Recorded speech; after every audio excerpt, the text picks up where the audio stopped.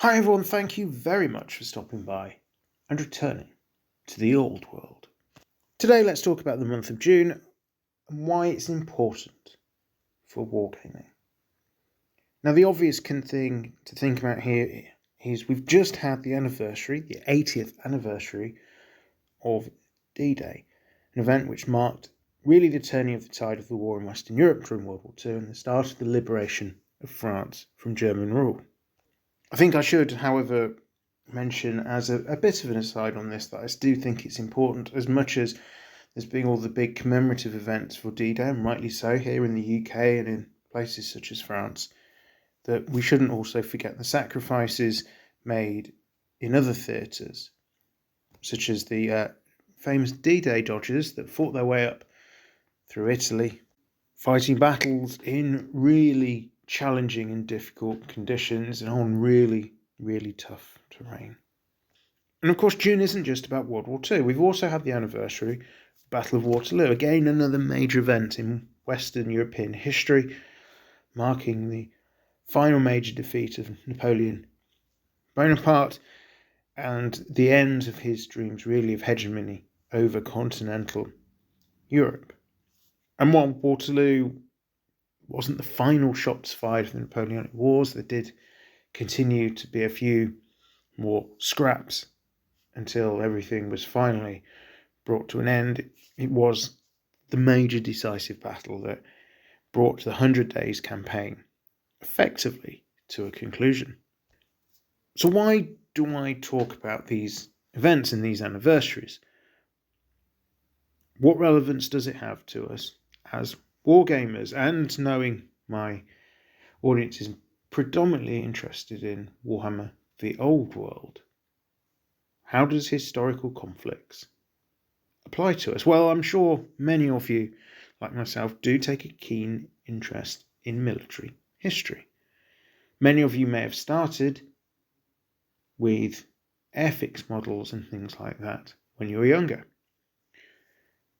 And I do think we can draw a lot of information, a lot of inspiration from things that happened in the past. What am I talking about? Well, let's look at some of the potential scenarios. Now, if you're a regular Warhammer the Old World player, you're probably playing the scenarios out of the book fairly often. And I'm guessing more often than not, that means the standard battle. Two armies of equal points line up against each other and duke it out. The winner is determined by who breaks the most opponent's units. But there is so much more we can do, particularly in a friendly, more narrative, casual environment. Maybe we're looking at inspiration from the days immediately before D-Day. Small elite forces taking and holding specific objectives. Maybe taking on larger but poorly equipped, poorly trained forces, representing the parachuters and the gliding forces going in and taking key bridges to allow a future advance. Maybe we're looking at beach landings, and Games Workshop, as part of its Albion campaign well back in the day, did have some rules for a scenario where forces were attempting to make a beachhead on the island of Albion to allow people to then start their campaign proper and bring their main forces into the field. Maybe we're looking at a hold the line sort of scenario, a refused flank that's got to hold on for a certain number of turns, a snapshot of a wider engagement. Here drawing inspiration from French forces trying to hold off as Prussian forces entered the field of Waterloo. The steady trickle of reinforcements, relieving the pressure on the Allied lines and turning the tide of the battle. But it's not just about Warhammer the Old World. We can apply these sort of things to anything else. We've seen Orcs Drift, for example, over the years from Games Workshop, obviously drawn inspiration from Orcs Drift. And we could look at taking out a carrier force in Battlefleet Gothic in order to defend some system or planet, taking inspiration from the Battle of Midway. And that's before we even start to think about just the construction of our armies, even if we're not playing specific scenarios. History is full of larger-than-life characters.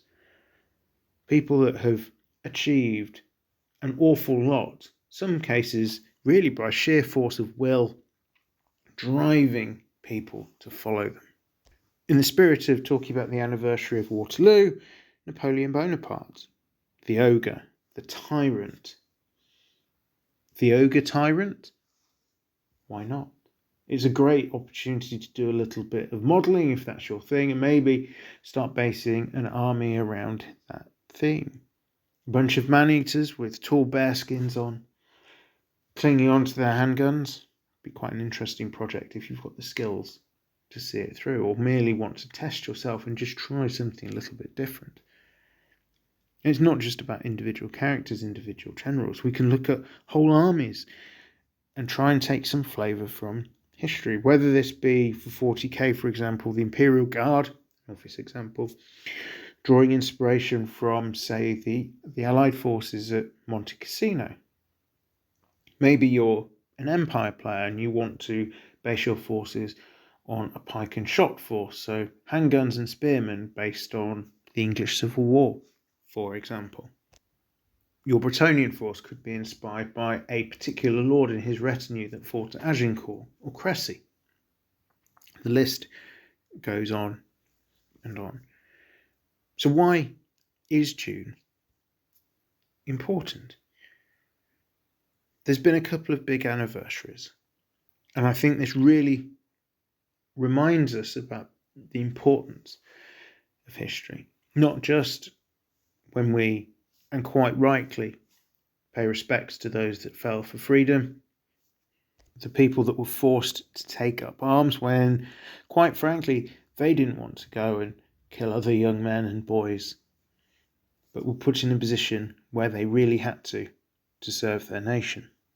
But to allow us to explore the past through our hobby, either the refighting of engagements and campaigns if we're a historical wargamer, or using it as a form of inspiration for our collections for fantasy armies, for sci-fi armies.